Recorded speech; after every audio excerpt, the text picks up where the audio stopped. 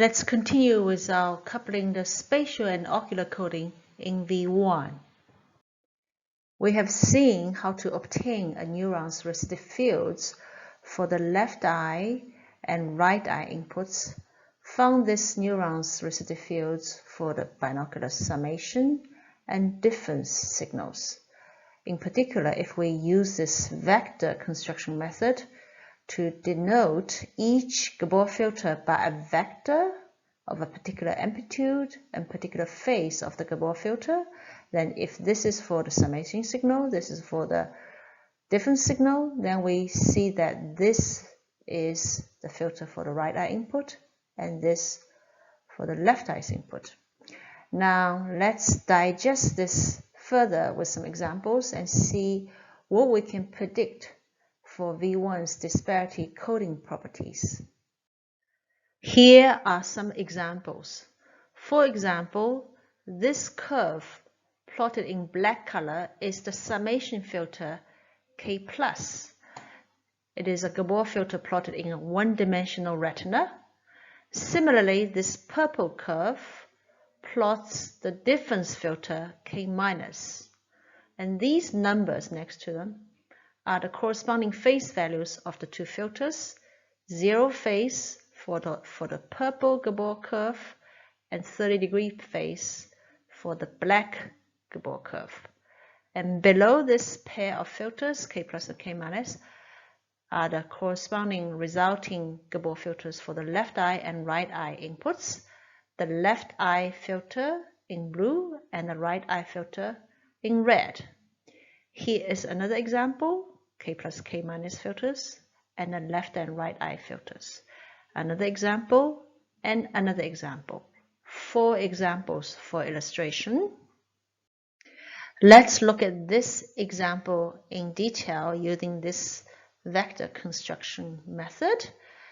We start with a black vector to represent the K+ filter, okay, because this black vector, this filter has a small amplitude, so it's a very short in length, 30 degrees in phase angle, so this is 30 degrees in direction from the horizontal, while the purple vector representing this purple filter is 0 degree in phase, pointing rightwards horizontally, and has a much larger amplitude. Yeah, and so therefore, as a result, their summation gives you this red filter that is almost very similar to this purple one. So you can see this red Gabor filter looks very similar to the purple one. For the right eye resistive field and for the left eye resistive field, you have the purple vector pointing the other way to get a left eye resistive field. You see these two resistive fields, they are almost opposite to each other in direction, although they are similar in amplitude. So this is reflected in their resistive field property. They are spatially opponent to each other, while amplitude-wise very similar. And such a neuron will be inhibited by binocular input disparity of 0 disparity. And this is called a tuned inhibitory cell in physiological data. As you can see, for this neuron at this spatial location, it's excited by the right eye's input and inhibited by the left eye's input. That's why a 0 disparity input will inhibit this cell. This is in comparison to a non-zero disparity input. Imagine if you shift the left eye's input to a different location, let's say to here, then the left eye input does not inhibit, may even facilitate. Second example, the K+ filter has 0 degree phase, moderate amplitude. The K- filter has 90 degree phase, a larger amplitude. Therefore, the right eye filter has a phase less than 90 degree, but the left eye filter has a phase opposite to that, but identical in amplitude. So such a neuron is tuned to near disparity for an object nearer than the fixation point where the gaze of the two eyes converge. If one swap the two filters for two eyes, this neuron will be tuned to a far disparity. Such a neuron is called a tuned near or tuned far cell in physiological data. Third example, we have the summation filter and the difference filter, and we get the filter for the right eye and filter for the left eye. Now in this case, the summation filter has a bigger amplitude than the difference filter, and the two eyes, they have quite different sensitivity, as shown here, different amplitudes, and their phase difference is less than 90 degrees apart, so they are not exactly lined up, but not too far away from each other.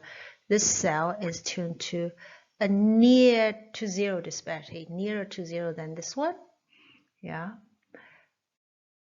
The fourth example, in this case, the summation filter has a much larger amplitude than the difference filter. And now this is the filter for the right eye and for the left eye. Now the filters for the two eyes have quite similar amplitudes and their phases are very similar.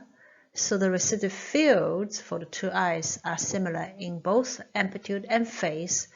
The neuron is tuned to a disparity almost equal to zero, and this is called a tuned excitatory cell in physiological data. We can see some regularities here. When a summation filter has a smaller gain, the filters for the two eyes have a large phase difference, large phase angle between them, and they are more likely to be opponent from each other, and the preferred phase disparity is larger than 90 degrees. Okay, we can also see in these Gabor filter forms here. And this can be understood since the sensitivity to the binocular difference is high. On the other hand, when a summation filter has a larger gain, now you are more sensitive to the binocular summation, less to the difference, the filters for the two eyes then will have a smaller phase difference. Yeah, there's a small angle between this red and blue vectors, and the neurons will be more aligned for the two eyes. Yeah, this is almost the same alignment, slight different, and they prefer a smaller phase disparity. This phase disparity angle is very small, and this can be understood, of course, because now the sensitivity to the binocular difference is weaker. These results can also be expressed in these formula for the sensitivity to two eyes and their phase difference. Let's recall that the gains to the summation and difference signals follow these contrast sensitivity profiles. So for cells tuned to low spatial frequencies, that means these cells have larger reciprocal fields, they are more likely to have higher gains, higher gains to the difference signals. However, for cells tuned to higher spatial frequencies, that means these cells have smaller reciprocal fields, they are more likely to have higher gains to the summation signal. And so this means as reciprocal field size decreases, the preferred disparity phase also decreases. And these cells are more likely binocular, as we can see here. The reciprocal fields for the two eyes are almost identical in their sensitivity and in their reciprocal field phase. You may also say that in such tuned inhibitory cells, the sensitivity to the two eyes are also almost the same because they have the same amplitude for the two reciprocal fields, so they are also binocular, even though the two eyes are opponent to each other.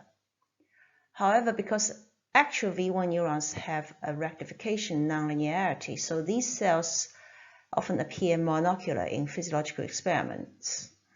As, for instance, in this case, it's mainly excited by the input from the right eye.